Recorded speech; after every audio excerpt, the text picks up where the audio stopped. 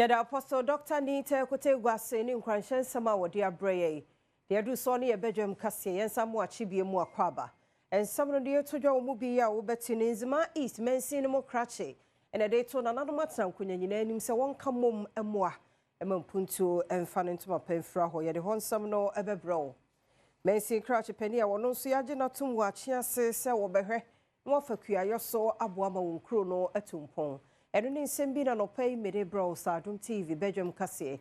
Or share live on Facebook/Adom TV Extra. Go TV at 119, DSTV at 280. Oko YouTube at Adom TV 2, kwadomonline.com. And some winning Simbi so ekaho. Faseda Emma Majoy Trish. One tadi bako and a shemi. Afiani dim. Yenti said in 70 more ankasa etie. Mensi Crouchy, ya 101's Ma East, Aye Helbets, Kua Dixon. And they were the two Jan and Anamatram kunyo numnoa, a woman seen the moon, or Yan Kabum, and Kabum the Betimia woman Punto, a fan and Tomapa, Efra. Coincidence in Yankasa and Proparamos and 5.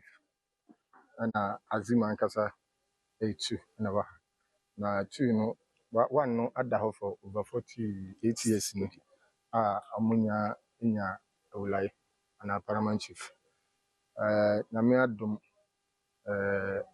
To say na agro kwama and nedua na apa azim for etumenya omo paramount chief ablantie kama oba be kama hona na ya bodwuma na me Adom the 5 paramounts na yo ohene o bebia obia enye nkamom omo na embom no mfa omo nimdie no mfanta omo ahemfo nachi se ahemfo no eye adwuma omo areas na ema ye so kompori ho haye Awulai kwawo ama enyemfie aduonumiensa ono ena oye apa achim ehene sesie yidie osuade ewosua mu die nanso wachire fasodie a ewo adesua mu ya wachire eniame bia wode ba begu akwan mu se de beye a adesuafo a wonom ewo apa achim traditional area no ebeboa ama wonom atimi ato a wonom adesua so afena aba te menembeifo yede sesie begu akwan in fact no program we education level.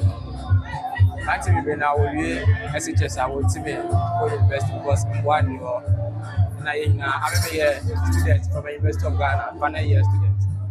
See me how expensive the university is. See, I know I'm buying this now. Mensi Crouchy, I want to so watch Achiase Mensi mu apoya mantemu. Ora Samuel Owusu Brako. And the name was so Baba Fekua yoso Badwam Punto. Akoso ewo wormo MNC no monti ene e wo free asiempo akade ya kuafo hia de beye wo nyuma no be hyase ama wombi. First of them one number 1 say be establish farmer centers. Osho NDC manifesto no ka na wo farmer centers e ba be boa yenuanom akuafo no say Ghana ha no adko say eku adwuma na enko nim say yentumi mbo akuafo no e ba no say tractors ni equipment ni other agrochemical products a wasa mode boa e de hye adwuma nim na akua na e den e kese no say anyoma ne ye ba be hwe say ye be ye na aboa yenuanom akuafo no na amonso no eduane ambe no e be busu our district may be aso Ghana nyina so ne kasa ye mu no de to mabunu a woye wonum ankasansa no adwuma animu se oba beboa wonum se de be ya wonum adwuma a woye no ebe konkan Achiase district mbebun ya de ameda makoma se ye pa ti am ya Adom a ye start adwuma afi na be betena se na de hihye pa de egu akwa mu e de ba bebo youth no na monya adwuma ye monya amonsa so akwa mo no ne ya pe munim se president a hihye nyoma bibiri am no ka se ya launch adwuma program. I launch youth in apprenticeship program. You must say be na papa president. Ewo homa mbebo no ti be me ma fe dey amaye say me twese anyoma na ye dey aba Achiase district na abua youth na ewo ha no. Environmental journalist one multimedia Erastus Asarodonko na nei 2025 Millennium Excellence Awards otumfo aye no ono so ya bo na baso bi wo ko etia galamsey. I am a day, sir, and awards are many or take a course or 2 for or say 2 or Tosumienu. Any Millennium Excellence Awards, or who Jumedia Media, a modern boy, amiable, say Yababo or body any Yamaho buying, especially Yensu, Yapaya Hodwa Yeseno.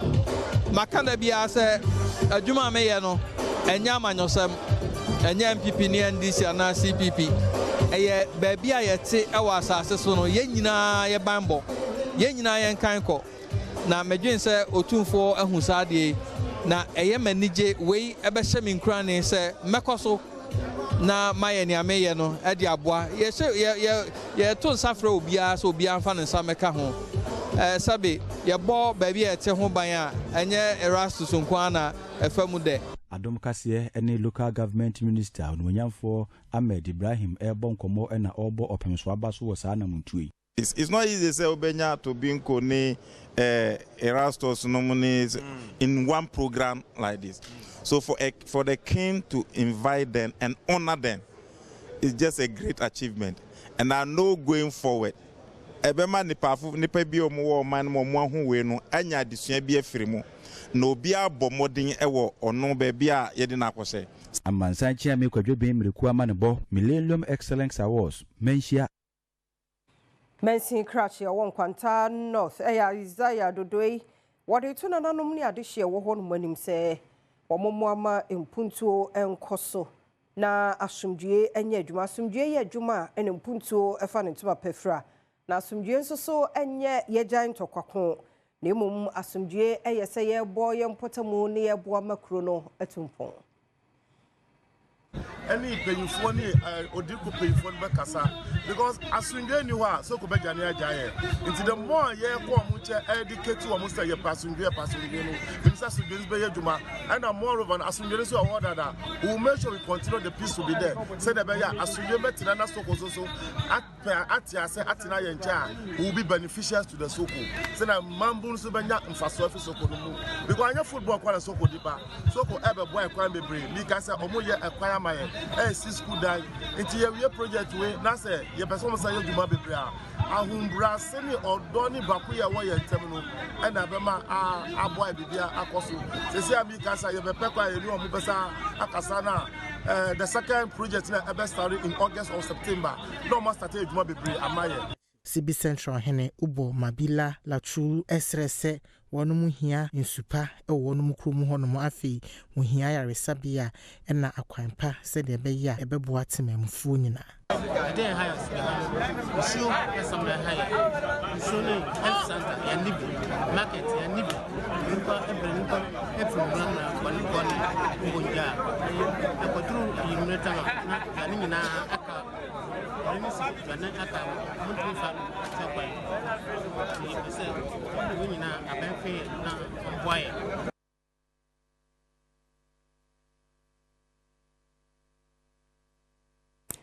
Yenye no so na Adom TV Badwam Kaseɛ na ha na brema kwan na no pɛ ye de asiase da ye wodia emre ne adaje a wode mai wadaroma ye kwa ba ye nche ye de bonkrata no ne online de no etwaso